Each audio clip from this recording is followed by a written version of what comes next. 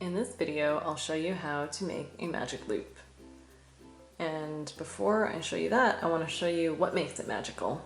So a magic loop is a common way to start any crochet piece that's in the round, like amigurumi, stuffed toys, because it is a technique where there's no hole in the middle when you're done.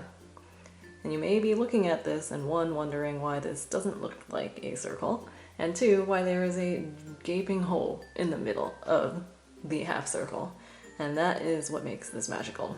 So when you're done crocheting the number of stitches that's supposed to go in your magic loop, if you hold on to your piece and then pull on the yarn tail, that hole disappears. That is the magic. So now I'm going to show you how to do that yourselves. And I also want to preface this by letting you know that the magic loop is one of the hardest techniques in crochet, so if you don't get it the first few times, don't worry about it. Just pause, take a breath, recenter yourself, and then come back to it. You will get it eventually. So, to make a magic loop, what you're going to first do is create an X on your non-dominant hand. So face your palm towards you. Take your yarn with the yarn tail in front of your palm, drape it diagonally, and you're going to hold on to the yarn tail with your thumb and ring finger, and then you're going to create an X around your pointer and middle finger. So notice how the tail side of the yarn is on the bottom part of the X.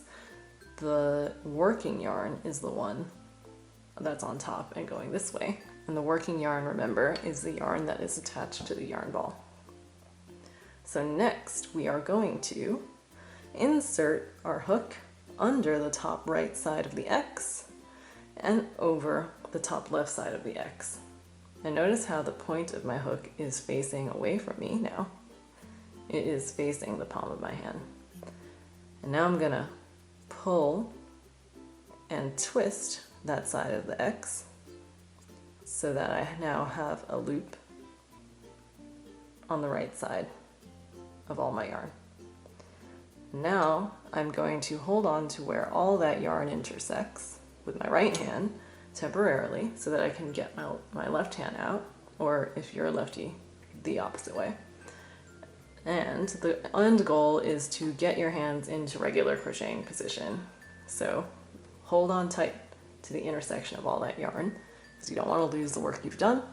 And now you're going to position your working yarn by looping it around your pinky once so that the working yarn and piece is now behind your palm. Then draping all of that over your index finger.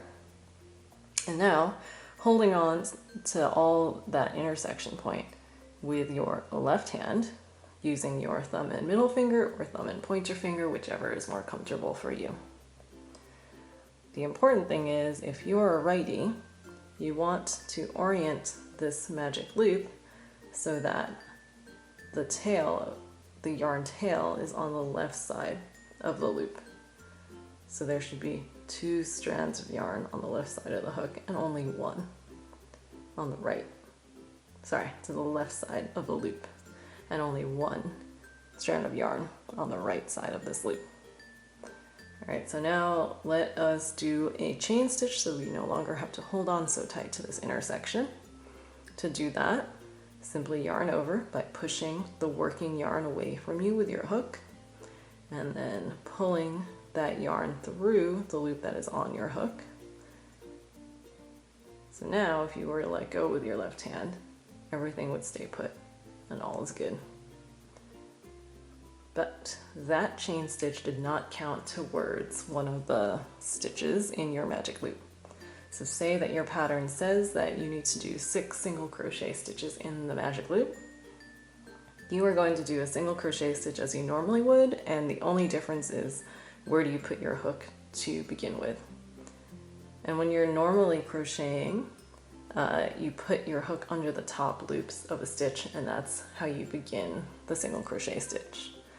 In this world, the top of the loops in this case is sort of where these 2 strands of yarn are.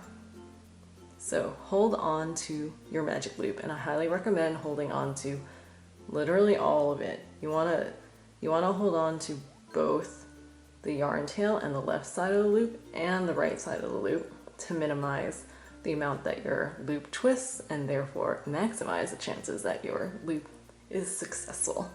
So hold on tight, make sure that you still leave a gap that represents where this big hole is, and also make sure that the yarn tail is on the left side of the loop. Now you're going to stick your hook into the middle of the loop and make sure your hook is under both the yarn tail and the left side of the loop. You're going to yarn over. Remember, that means that you're putting the working yarn over the top of the hook from the top to the bottom, and then rotate the point of your hook down a little bit as you pull that working yarn only through the left side of the loop and the yarn tail. So you're going to bring it all up through the middle of the loop, and that's why you have 2 loops on your hook now. And then you're going to yarn over again by pushing the working yarn away from you and then pulling that yarn through both loops on the hook. That is 1 single crochet stitch in the magic loop. I'll do it again. Remember to hold on to both sides of the loop, but in case it's easier for you to see, I will demonstrate where I'm only holding on to the left side of the loop and the yarn tail. Remember, you need to crochet over both the left side of the loop and the yarn tail. So we're going to insert the hook into the middle of the loop, that big hole. Grab the working yarn, pull that working yarn back through the big loop so that now you have 2 loops on your hook. Then push the working yarn away so that you're yarning over again and then pulling that yarn through both loops on the hook. So I'm going to do it a 3rd time now, a little faster, and doing it where, again, I highly recommend always trying to hold your yarn as close to the hook as possible so you maintain the maximum amount of control. So put your hook through the middle of the loop, yarn over, pull it through, back through that middle part of the big loop. So now you have 2 loops on your hook, yarn over, and pull it through both loops on the hook. That is now your 3rd single crochet stitch. I'm going to fast forward through the next 3. Okay, so now we have 6 single crochet stitches in the magic loop. And by the way, we can count this by seeing that here's 1V, 2, 3, 4, 5, and 6. And now the magical part is when you hold the stitches you made with one hand and then you pull on the yarn tail with the other, you now have a completed magic loop.